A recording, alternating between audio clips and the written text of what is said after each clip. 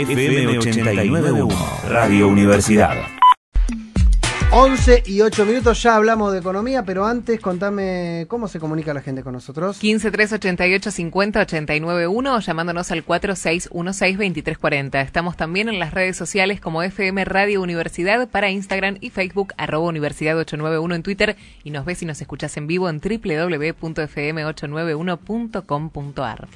Voy a saludar a Nicolás Pertierra, que es economista, jefe en Centro de Estudios Económicos y Sociales Scalabrini Ortiz. Nicolás, ¿cómo te va? José Fernández, María Luz Salomón y Daniel Artola te saludan. Buen día.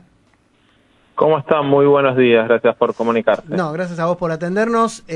Tratando de dilucidar un poquito más, mira, ayer escuchábamos a algunos referentes más kirchneristas, lo digo entre comillas, dentro del gobierno, diciendo que no pasa nada. Moró, por ejemplo, diciendo no pasa nada si no se arregla con el fondo. Heller a la noche dijo algo similar, y hoy lo escuché a Culfas a la mañana diciendo no hay plan B, el único plan es arreglar con el fondo. ¿Qué pro y qué contra podemos encontrar en todo esto, y qué tan factible ves que se pueda decirle no y no arreglar con el fondo? Mira, yo metería una sutileza también por ahí, porque cada palabra, el léxico acá es como muy relevante, ¿no? A ver.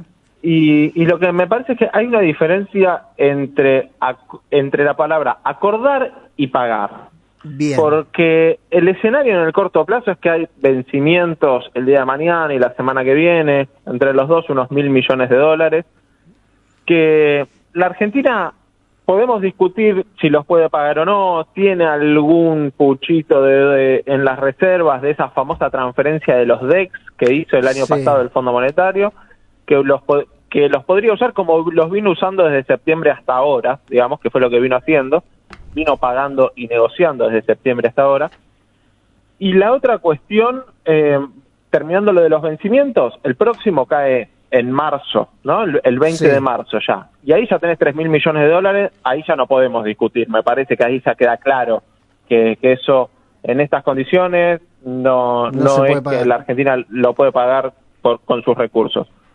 Entonces, la discusión en torno al vencimiento de ahora es si la Argentina lo usa o no lo usa como un instrumento en la mesa de negociación, ¿no? Porque... usarlo en la mesa de negociación con eso también es una forma de usarlo para conseguir un acuerdo mejor, en todo caso.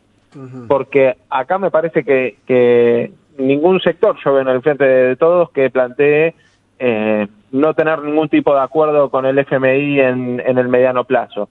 Simplemente se trata de cómo llevar esa negociación para conseguir eventualmente un mejor acuerdo y que el acuerdo no complique la gestión del gobierno en los próximos 2 años. O sea, ¿vos crees que en el fondo no hay ninguna intención de dejar de pagar? O de no, sí, o de no arreglar. Por ahí de no hacer algún pago concreto, pero claro, me parece que todos en algún punto están planteando, no sé, veo por ejemplo lo que manifestó en redes sociales, lo vi en Twitter ayer al diputado Sergio Palazzo reunido con el ministro Guzmán, que también habla de la importancia de un acuerdo. Hasta la propia Cristina, me parece que si planteó, Cristina salió a defender los pagos al Fondo Monetario que se vienen haciendo desde el año pasado, ¿por qué no acordaría? La discusión es cómo se llega y en qué condiciones se acuerda. Claro. Te pregunto así, casi, porque es contrafáctico decirlo ahora sin saber qué es lo que va a pasar, ¿no? Pero digo, si uno pone dos escenarios. Uno es, se arregla con el fondo, se paga de acá a 4 o 5 años, 3 años, no sé, el arreglo que haya. ¿Cuál sería el panorama? ¿Y qué pasa si no se arregla con el fondo y tenemos que seguir con esta incertidumbre? ¿Esto es definitivo? ¿Y qué pasaría, no? Bueno, ahí está una de las cuestiones centrales, ¿no? ¿Qué pasa si no se acuerda o qué pasa si se acuerda? Me parece que claramente no acordar tiene sus costos, indudablemente, para patear un poco el tablero, pero también empieza a estar del otro lado de la balanza los costos de un eventual acuerdo. Porque ahí, ¿qué fue lo primero que planteó Argentina? Planteó un acuerdo a 20 años y el fondo le bajó la persiana a eso y planteó ir sí o sí un acuerdo de 10 años, que es lo que tiene en su estatuto. Bueno, eso ya hace que el acuerdo sea un poco más costoso. Después planteó la cuestión sobre los sobrecargos, las sobretasas, ¿no? una forma de aliviar un poco la carga de la deuda, pero el fondo tampoco se dio en ese frente. Entonces también el acuerdo se va haciendo un poco más costoso. Y si a uno le suma a eso muchas condicionalidades, la verdad que también acordar es muy costoso. Claro. Entonces ya no queda tan claro que no acordar sea más costoso que acordar, ¿no? Si me paro del lado Miriam Bregman de la vida, te digo, mirá, ya probamos hace 40 años que le venimos pagando y así nos va. ¿Por qué no probamos no pagar, no? Y si uno se para del otro lado, te dice, imagínate si nos va así pagando, si no llegáramos a pagar, ¿cómo nos iría? Y la verdad que ninguna de las dos es comprobable hasta que no se tome una decisión, ¿no? A mí me parece que la negociación que se llevó en 2003 y 2005, diciembre de 2005, abrió un escenario donde la Argentina pudo crecer aplicando sus políticas, y eso lo hizo no incumpliendo los pagos, al contrario, claro, pagando $1 arriba del otro. ¿Cuál es el tema? Que hoy no tenés esos recursos, ¿no? Está claro. Me parece que ahí está la diferencia. Sí, a lo que sí hay llegar... es algunas señales que el propio gobierno remarca, y hoy lo volvió a hacer, en cuanto a una recuperación económica. Está claro que no todos los años vas a crecer al 10%, que fue una situación única, pero sí hay como una perspectiva de seguir un crecimiento constante. ¿Eso, digamos, beneficia también en esta negociación? Y la verdad que uno ve cuál ha sido la performance, cómo fue la economía argentina, cuánto creció o no creció con el Fondo Monetario y sin el fondo, y la verdad que los mejores años de la Argentina fueron sin el fondo, ¿no? Lo que mencionábamos, ¿no? De 2005, incluso hasta, si querés, hasta 2017, hasta 2018, una vez que apareció el fondo, está bien que hay una pandemia en el medio, pero 2018, 2019... fueron escenarios bastante desastrosos, y veamos lo que pasó en 2021, ¿no? El Fondo Monetario preveía un crecimiento entre el 6 y 7%, y la Argentina aplicó sus propias políticas, su propia receta, avanzó fuerte con la vacunación y recuperó 10% el año pasado. Está claro que venimos de muy abajo y hace falta seguir manteniéndolo, pero terminó siendo algo bastante mejor que lo que preveía el fondo a principio de año. Entonces, la verdad que la lección es que la Argentina ha crecido más siguiendo sus propias recetas que las del Fondo Monetario. Nicolás, buen día. Luz te saluda, ¿cómo estás? ¿Cómo estás, Luz? Con respecto a esto que decías, ¿no? Quizás, bueno, el crecimiento de Argentina o que la economía esté un poco más estable, los poquito que se pueda crecer, cambia la mirada del mundo, ¿no? Que tiene también hacia nosotros, y que la mirada que tiene el FMI hacia nuestro país. Pero ¿qué incidencias o cómo incide esta decisión? Recién escuchábamos a Mansur, o por lo menos veíamos lo que estaba comentando a la prensa, que dice el presidente va a decidir si paga o no y cómo lo va a hacer. ¿Qué incidencia tiene esto en la inflación, en los gastos diarios, en la economía diaria, ¿no? de los ciudadanos, la decisión que se tome en esta negociación con el Fondo Monetario en el día de hoy? Mira, primero yo señalaría que para mí, por cómo viene llevando el gobierno la negociación, lo más probable es que se pague. Yo no veo por qué cambiaría tan sobre la hora la estrategia que acordó todo el Frente de Todos de ir pagando mientras se negociaba. Me llamaría la atención. Claro. Pero supongamos que pasa eso, yo no veo más que un cambio en lo que es el escenario en la negociación. Me parece que lo que implicaría eso es acelerar un poco los tiempos, ¿no? de la negociación, es decir, bueno, resolvamos esto pronto porque nosotros ya no estamos en condiciones de seguir sosteniendo los pagos. Digamos, me parece que implicaría eso sobre todo.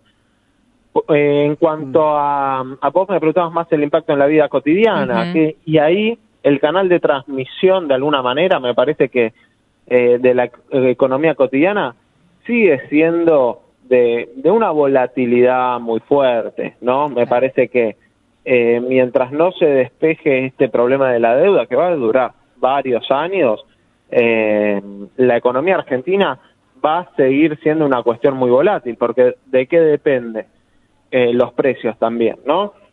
Y si no sabes muy bien qué va a pasar de acá en adelante con el tipo de cambio, y lo que pasa con el tipo de cambio está bastante influido por el acuerdo con el Fondo Monetario, ¿no? Claro. Me parece que ahí hay una asociación muy directa, de una incertidumbre muy grande.